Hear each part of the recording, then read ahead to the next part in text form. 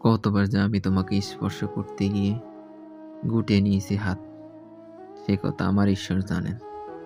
তোমাকে ভালোবাসার কথা বলতে গিয়ে কতবার যে আমি সেই কথা বলিনি, সেই কথা আমার ঈশ্বর জানেন। তোমার হাতে মৃদু কড়ানার শব্দ শুনে জেগে উঠিবার জন্য দরজার সঙ্গে চুম্বকের মতো আমি গেঁথেছিলাম আমার কর্ণযুগল। তুমি এসে আমাকে ডেকে বলবে, এই উঠো। আমি আমি আর আমি একই শুনলাম, এমতো উল্লাসে নিজেকে নিক্ষেপ করব তোমার উদ্দেশ্যে। কতবার যে এরকম একটি দৃশ্যের কথা আমি মনে মনে কল্পনা করছি, সেই কথা আমার ঈশ্বর জানেন।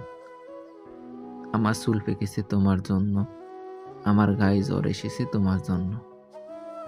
আমার ঈশ্বর জানেন আমার মৃত্যু হবে তোমার জন্য। তারপর অনেক দিন পর একদিন তুমিও জানবে আমি জন্মেছিলাম তোমার জন্য, শুধুই তোমার জন্য।